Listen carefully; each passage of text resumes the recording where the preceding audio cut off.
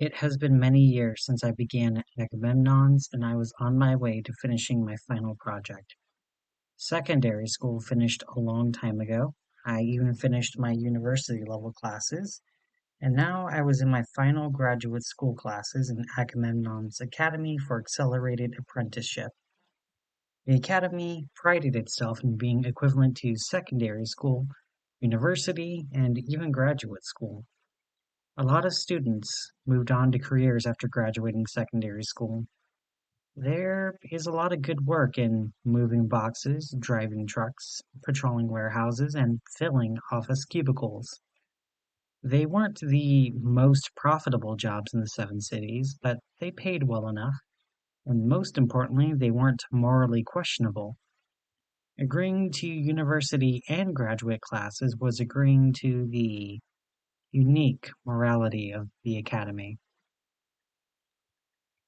In my university classes, we discussed how to break bones with minimal effort, how to use the law to escape justice, weapons training, and the economics of crime versus legitimate earnings. We also learned corporate law, and we learned many of the dark secrets of the modern seven cities.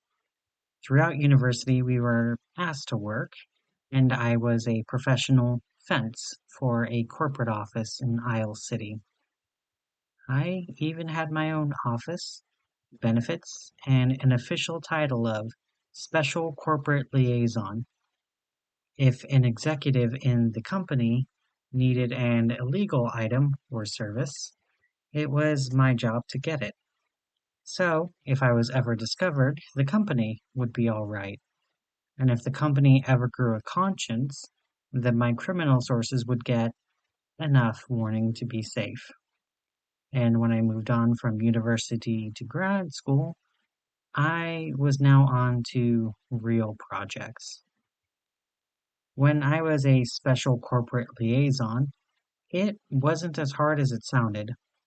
A lot of my duties could be described as duties handled by any other secretary: make appointments, send emails, make an occasional phone call, write a check, and make sure deliveries were successful. If it wasn't the nature of the people I was speaking to, it would have been any other boring job. Most days I didn't even have anything to do. I just had to be at my computer and look busy if someone came by. And yet my ability to be discreet and make appointments made me popular enough that in grad school I moved up from special corporate liaison to special imperial liaison. Instead of working for a local corporation, I was now the liaison for the Viscount of the Sunshine District. That was both a big improvement and a major downgrade. In grad school, I was supposed to learn about the delicacies of politics and how to manipulate the imperial family to get benefits for both myself and for the academy. At least that was what it was supposed to be. In all honesty, working for the Viscount of the Sunshine District was a lot like being a babysitter who couldn't tell a condescending, spoiled brat no in any circumstances. The Viscount was technically an elected position, but one he had for his entire adult life, and he was now well into his 50s, and he never knew anything else. If he wanted something, he would speak to one of his liaisons, and if he wanted something that wasn't technically legal, he would speak to me, and I would have to speak for him in every god's damn situation we were out in. He never understood the situation well enough to even speak about it or answer any questions unless I framed it like I was speaking to a small child. Eventually, it just got easier to tell everyone who tried speaking to him that you weren't allowed to speak to the Viscount. That was a lot easier than trying to explain to a croissant shop why the Viscount was saying, "I am the Viscount and I want caramel dumplings." Well, that part of my job was hard. My job for the Academy was surprisingly easy. The Viscount had weekly votes in the Isle City Council votes, and he needed someone to explain to him what the laws and bills even meant. So, who else did he ask for what they meant? I didn't even have to lie to him. I just explained each one in a way that he would vote the way I wanted him to vote. So, after a few hours of voting, he would be done, and he would want to go to an underground bar or a vaudeville show, and I would have another success for the Academy. I figured I would graduate being his liaison, and I would have an easy life, more or less, feeding the Viscount what he wanted to hear, and he would vote the way I wanted him to vote. While I was off doing that, Valiant was off with more direct results for his classes. His unique ability to create alchemical formulas that only worked for himself meant he could create powerful altered states for himself. He was in high demand for projects that required muscle or extraordinary talent.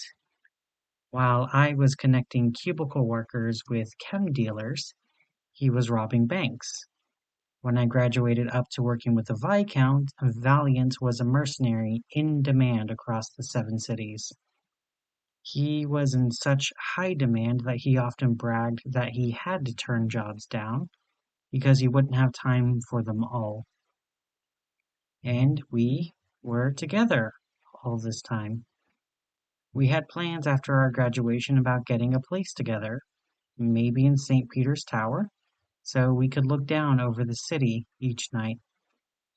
We had many beautiful nights and dates. We both had good paying jobs, and our lives felt like they were in our control. He seemed to get me. He would talk and let me listen, and he wouldn't ask any questions about my past. As far as he was concerned, I simply appeared at school, and that was all that mattered. He had a lovely look in his eyes when he got obsessed with something. He loved pushing his own limits, and he would often try to get me to push my own limits. I did go to the gym like him, but I didn't have powers like him that multiplied my baseline, so there was no point in building a lot of muscle. Valiant would love pushing his muscles further and further, and while it was made me a bit uncomfortable, I didn't stop him when he started using one of his formulas every time he went into the gym. He said it was so he could build up extra muscle. I didn't quite believe it because all of his other formulas had a temporary effect on his body. The longest lasting formula would last 24 hours, but would only have a minor effect on his body, such as removing his ability to feel tired. His most powerful formulas would last minutes, or in some cases, seconds, but would have profound effects on his body, like turning his body into living plasma kind of profound effects. Still, I figured I could just look the other way, since it made him happy and he enjoyed pushing his limits. As for why he was employed as a mercenary instead of finding work in the Mad Scientist Union, the military, or even just making formulas for the Academy students, was the fact his formulas were poison to everyone else. No one knew why, not even Valiant, but his formulas were all objectively toxic and invariably fatal to humans, except for Valiant himself. Somehow his body was able to metabolize the formula and obtain something beneficial from them. Formulas that he had to invent and create for himself. Whenever anyone else tried making the formula, even if they followed his directions, they would have no power to give him. The formulas had to be made by him, for him, and consumed by him. And even then, a lot of them had a drawback. Like most chems, he would build a resistance if he took them often, and a lot of the abilities were habit forming, if not full on addictive. They would always start the same way. A formula would give him the ability to use telekinesis, or make him fly, or just make him larger. And when it wore off, he missed having the ability, and all he would have to do is take another sip, crush a bit of powder, or just inject another syringe.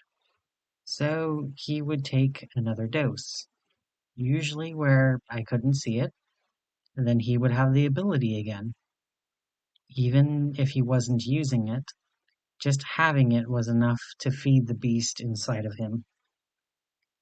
But as he started building resistance and they faded quicker, he needed the doses more and more often. Then they had to be purer, stronger, and better. He would spend time brewing stronger and stronger versions just to get the same feeling back.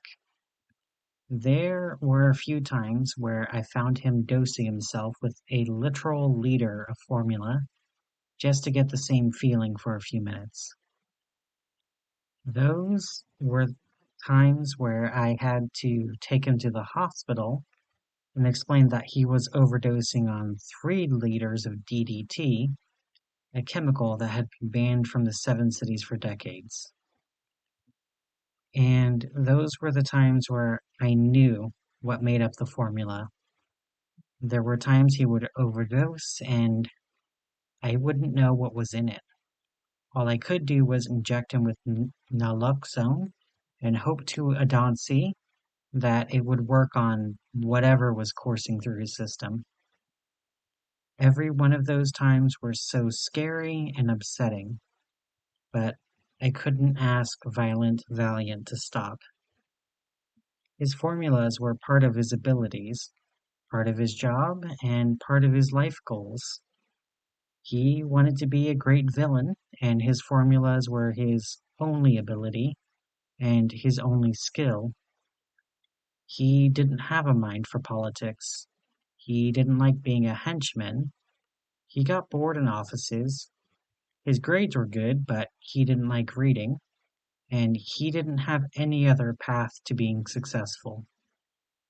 So, as much as it hurt me to see his lips blue, his body flopping, and his breath weak, that was his choice and what he needed to do to win.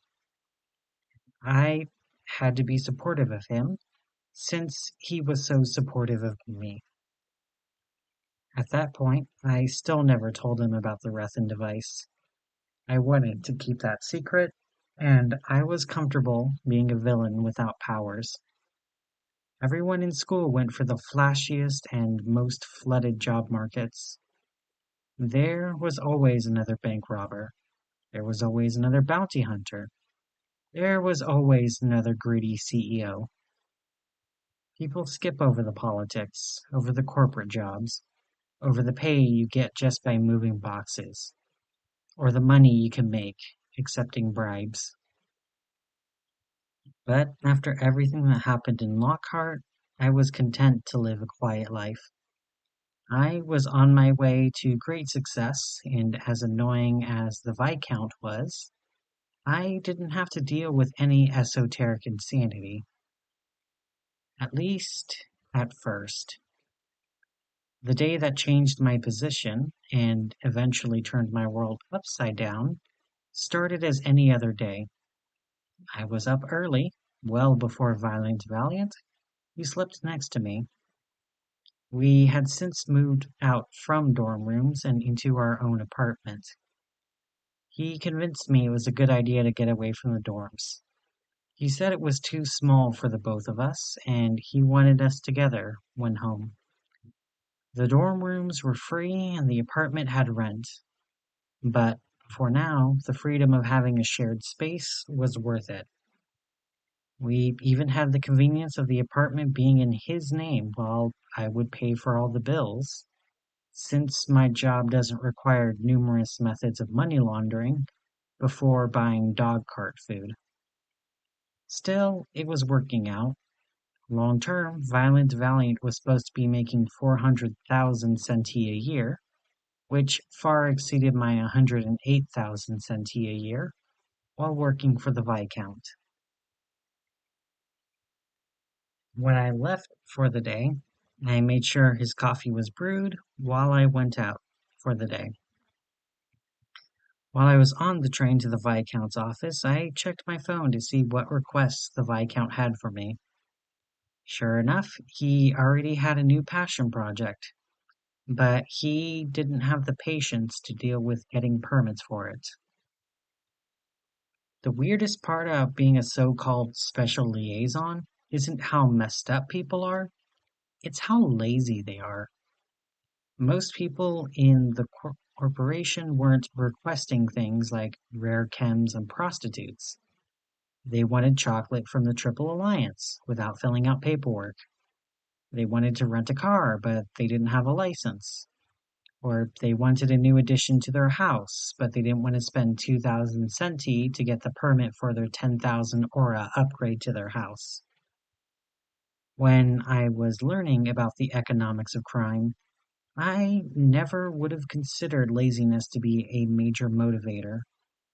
But that became more true when I started working for the Viscount, not less. Sure, he still wanted his custom chems and his own entourage of décolletage, but those orders were about once a month each, and those were easy. Make a request on the ShadowNet, write a check, and they will show up, no problems. Almost like planning a birthday party. But then there were the Viscount's passion projects. They sparked suddenly and burned out just as quickly. When he found something new to do, he didn't have the patience to learn it first, and he definitely didn't have the patience to deal with the paperwork. One week, he wanted to go boating all the way to Outpost Isle. He wanted a fully functional boat with a crew who would take him to such a dangerous place in less than a day. The wait list to just visit Outpost Isle is over a year long, so I had to cut a lot of corners to make that happen and offer a crew a lot of money to ignore every bone in their body to call the Viscount their captain. Well, he just started a new passion project. He wanted to take modeling pictures. Oddly enough, he didn't want normal models. He already had his eyes on a potential model, a burlesque dancer named Hush Puppy in the Sunshine District. He saw her shows a few times and he figured she would make a good fit, so he was insistent on us watching one of her shows. And that was how I found myself spending my evening in the front row of the Violet Vaudeville. Apparently, they were doing their own version of the play Politica. I was familiar with it, and I knew the Viscount had seen it many times. It was one of the most popular and most repeated plays in the Seven Cities. Even children did their own version of the play. It was played more often than Romeo and Juliet. The imperial family made sure of that fact. Still, the warm-up act before the Politica was intriguing. Despite myself, I found myself cheering for the knight fighting the witch. Even as their clothes and armor fell off, I wanted the knight to win so badly and win over the princess's hand. But when the lights went off and they screamed, I found myself gasping. I never intended to get so caught up, but I found myself hooked into the story. When the lights came back on, I saw the princess cry over both of their bodies. Despite myself, my hand covered my mouth as I saw the fake tears. A real tear fell from my eye when I heard the Viscount awkwardly move in his chair. "Why don't they start with the headliners?" he asked me as he sipped on his drink, while I mentally sighed. and made sure I bit my tongue and not bother to explain why to him. It wasn't even a rhetorical question because a rhetorical question would imply he already knew the answer. He didn't really want an answer, and he didn't care about the question, but he wanted to complain about not getting what he wanted now. Finally, Politica started, and it was a normal startup until Hush Puppy's clothes ripped off and the lights turned her clothes purple. There was shock in the audience, and the Viscount leaned forward. I pulled out my phone, ready to call the Vigiles Urbani, who would have been there in just 2 minutes. Would you like the Vigiles here, sir? I asked him, and he shook his head. No, let's see how she does, he said as I watched Hush on stage. Her smile never wavered, and her pose was strong as she continued her performance. Now I understand better what the Viscount saw in her. Even in such a scary situation, she kept performing, and that strength was admirable. Something I never saw in the Academy, and a trait I nearly forgot altogether after leaving Lockhart. When her performance was done, we went backstage, and I handed Hush Puppy the papers. They were pretty standard legal papers indicating that we weren't liable for any laws broken, and we weren't liable if she got hurt. Forms that any lawyer would take one look at and shred. They weren't legally enforceable at all, and if we honestly went to court, a judge would take one look at the form and ask what the hell we were thinking. But the forms did serve an important purpose. If someone tried to argue what we were doing was wrong or illegal, we can just point out they agreed to it when they signed it. In actuality, contracts cannot protect us from asking people to do something illegal. No contract, anywhere, not even behind the veil, is above the laws. To the average citizen of the seven cities, though, they didn't know that. Years upon years of telling people that agreeing to a contract meant you were obligated to fulfill the contract, no matter what, made most citizens treat a non-legally binding scrap of paper as powerful as a blood contract with Mephistopheles. Hush Puppy was no exception, except she didn't even pretend to read over the form. Usually people at least skimmed over a few paragraphs or pretended to read. A rare few actually read it and had questions. Hush signed it before I even finished my spiel about her having a chance to take it home. She handed the form back to me and shook my hand. I froze for half a second before I shook her hand back. Her hand was soft and warm, and the oddest thing was her smile when she took my hand. I had seen many smiles when I came to Earth, especially in Agamemnon's academy. I had long since associated smiles with making deals, lying, and misleading. Anyone who smiled at you wanted something. You could see the hunger in their eyes that said that they were wanting something from you. I saw it on my teachers, I saw it on my classmates, coworkers, even on Violent Valiant. Everyone around me had such a smile, so I figured that was how everyone on Earth smiled. Hush Puppy's smile, on the other hand, reminded me of home. The smile of someone who was happy, in a good place, and things just got better. A smile that was saying thank you and you're welcome at the same time. a smile that warmed the ice around my heart and cooled the tension in my forehead. If there were people like this on Earth, I had no idea why they would be in the Sunshine District of Isle City, of all places. It was like finding a sunflower growing in a hell site. The next few days were a blur as I did the prep work for the photo shoot. No one noticed because, thankfully, my distracted work was still better than most people's best effort. But still, my mind was on Hush Puppy. Why did I find her so intriguing? It wasn't infatuation. I never really got infatuated. Even when I did background research on her, I didn't find anything interesting about her. She graduated secondary school with bare grades. She wasn't especially athletic, artistic, academic, or even aesthetically pleasing.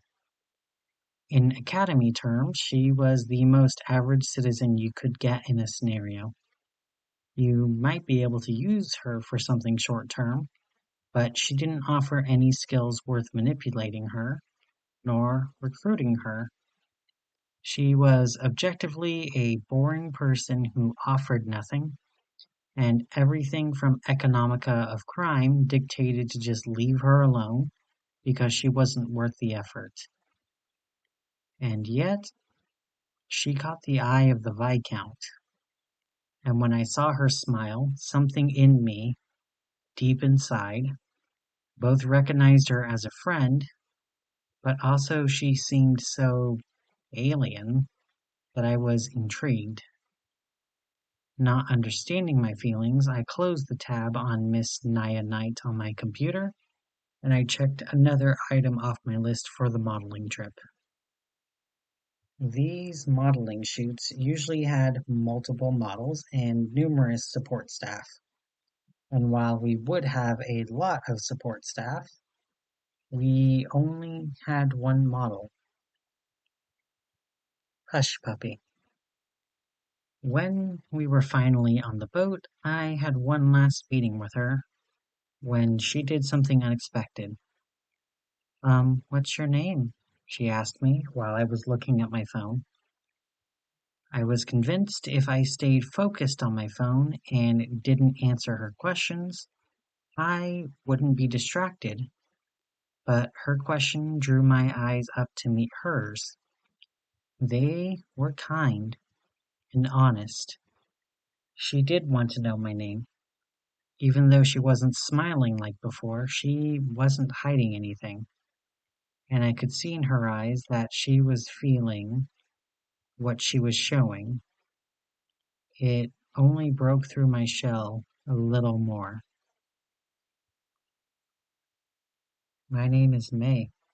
Here is your room. You have 9 minutes now, I said as I shoved her inside and I quickly ran down the hallway to find a quiet place to wait for my heart to calm down. Something about her made me squirm, and I didn't know what it was. It hurt to lie to her about my name. I hadn't felt guilt about my name in years. I lied to everyone about who I was, so why did it hurt to lie to her? Thankfully, the Viscount kept me busy at the modeling shoot, so I didn't have to get close to Hush. But still, I couldn't help but sneak a few peeks at what she was doing. She looked happy and her smile was strong, even when it was clear her endurance and her strength were waning. What was that like? Having to smile even when in pain, having to calm others even when you were panicking inside, being strong and standing tall when everything else fell. These thoughts followed me as we finally headed back to the boat, and I explained to Hush about dinner in 30 minutes. I was certain I could handle it. Just a few more moments and I could disappear and I could forget all about this dancer from the Sunshine District. But then Hush just had to ask her question. Do you have any time off? My heart fluttered at those words. No, no way. She couldn't possibly be asking what I think she was asking. As far as she knew, I was a personal assistant, and she was now a model who belonged in Lavender Heights.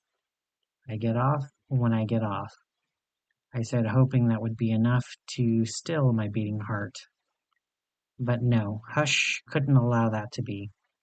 No, I mean, I was wondering, since the shoot is over, if you want to talk about dinner sometime? She asked, her smile genuine and cute. And something in me finally broke. I knew I was going to be cheating on Violent Valiant. He was cheating on me. I knew it, and he told me about it, but I always looked the other way. He was under a lot of stress, and it was healthier than him trying to hit a harder chem. But if I was to cheat, I knew I was a bad girl. But was I that kind of bad girl? Dinner's in half an hour, I said before I finally made my choice. My job was stressful too. I had been away from any genuine kindness or care for a long time. So long, in fact, I was certain I only imagined it.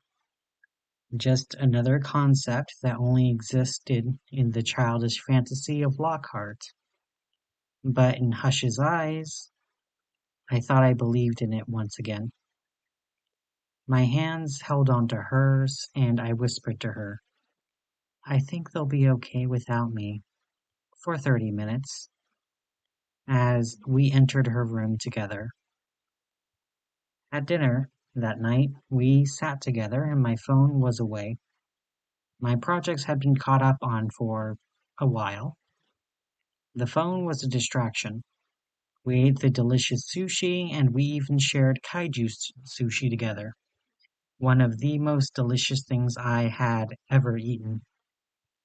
When I saw Hush turned pale, I helped her back to her room.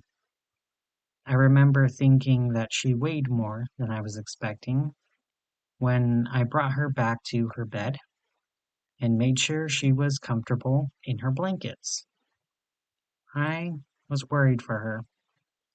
If she was ill, I would make sure to get her to a hospital. Maybe she was having an allergic reaction to the kaiju sushi. People tend to have odd allergic reactions to esoteric creatures. As the night went on, I noticed that the ship was tilting more and more, and as that happened, I felt a tingle in the back of my neck, one that screamed at me to run. Most of the staff were drunk, including the Viscount, so they didn't notice that they had to walk uphill to get to most of the boat. So I made my way to Hush's room, worried I would have to get her off the boat with me.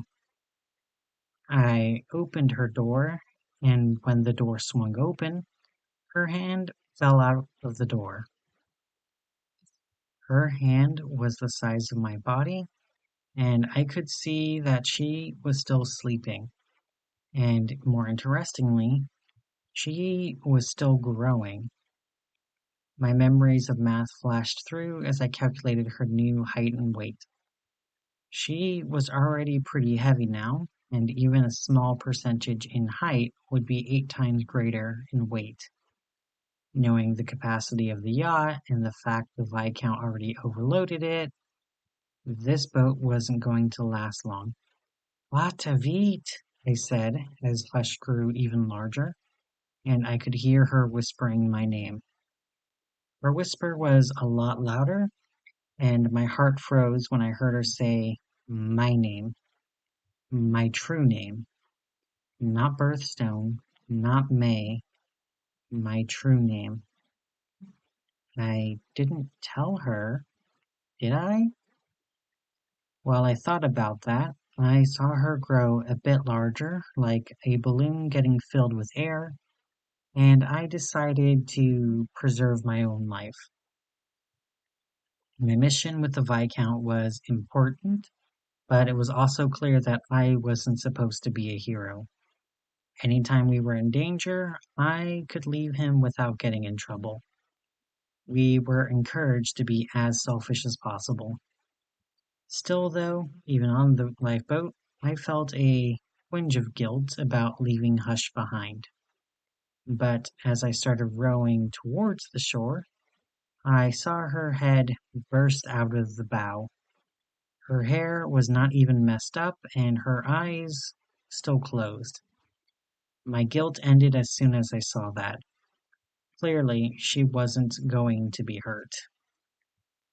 When I made it to the shore, I started the complicated process of declaring the Viscount dead due to an attack at sea. At first, the Vanguard were suspicious of my claim until Master Monday crawled out of Oceanus. Suddenly, the Viscount's death was no longer the most important thing. It made submitting the paperwork easy, and I headed to one of the shelters as I watched Master Monday create devastation in the Sunshine District. Judging by all of the cars, metal, and other materials he was gathering, he was planning on making the Sunshine District his own personal nest. And there was nothing anyone could really do. They were evacuating people, but a lot of residents of the Sunshine District wanted to stay. There were hunters, of course, but none of them were strong enough to fight a kaiju. The most they could do was distract the monster long enough for the evacuation to go through. Isle City was being ceded block by block, district by district, to both Oceanus and the creatures that lived within her. It was the unspoken but inconvenient truth of Isle City. Isle City couldn't stand forever, and it was starting to look like it wasn't even going to stand for long. At least until Hush rose from the sea, also. There was power in her strikes, far greater power than should be possible, even at her size. She was definitely an eximii, and while I watched them fight, I called my boss in the academy. Getting transferred from the dead Viscount to the Vanguard as a new liaison was surprisingly easy. A new powerful hero like Hush was a major wild card, so someone who knew her, that was their way in, and they were eager to have me liaise with the Vanguard, even though their mission contradicted the Academy's. Thankfully, they didn't ask why I knew her so well. When Hush was dragged deep into the ocean, I felt my heart drop as well. After 10 minutes of not seeing anything, I was certain she was dead, only to see her splash back onto the surface, and I cried and cheered with everyone else in the shelter.